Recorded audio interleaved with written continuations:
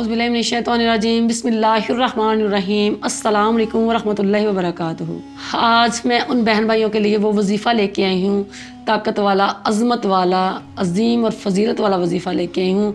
यकीन करें अल्लाह के इसमें मुबारक इतने बरकत वाले हैं, इतने बरकत वाले हैं, अगर अपनी ज़िंदगी में हम शामिल कर लें तो कभी ज़िंदगी में हमें किसी चीज़ की कमी नहीं आएगी। उन बहन भाइयों के लिए, उन बेटे बेटियों के लिए जो तालीम याफ्ता होने के बावजूद अपनी जॉब से महरूम हैं, नौकरी से महरूम हैं, जिस घर में देर से सोया जाता है और देर से जागा जाता है और मेहमानों की मेहमान नवाजी नहीं की जाती, उस घर में कभी खुशहाली नहीं आती। लिहाजा मेहमानों की मेहमान नवाजी कीजिए, ये अंबिया इकराम की सुन्नत मुबारक है। और सुबह जल्दी उठिए, इंशाअल्लाह आपके घर में खुशियाँ ही खुशियाँ होंगी। नमाज फजर दिन की पहली फतह है और फजर की नमाज इश्क खुदा की मिठास को बढ़ा देती है। फजर की नमाज के बाद अव्वल आखिर दुरूद इब्राहिम के साथ आपने अल मालिकु अर रज़ाकु एक तस्बीह पढ़नी है। दूसरी तस्बीह या अजीजु या मुगनी, या अजीजु या मुगनी, अल मालिकु अर रज़ाकु एक तस्बीह। जब आपने अल मालिकु अर रज़ाकु पढ़ लेना है तो तस्बीह के एक दाने पर पढ़ना है। ये दोनों इसम एक दाने पर पढ़ने हैं। जब या अजीज़ो या मुगनी पढ़नी है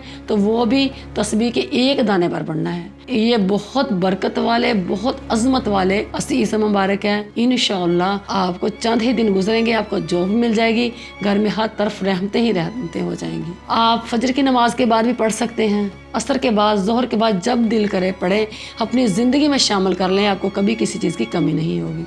मेरी भी दुआ है कि अल्लाह आपको दोनों जहाँ की रहमतों नेमतों से नवाजे और आपको हर चीज़ बेहतर से बेहतर करके अता कर दे जिसकी आपको चाहत है। आमीन।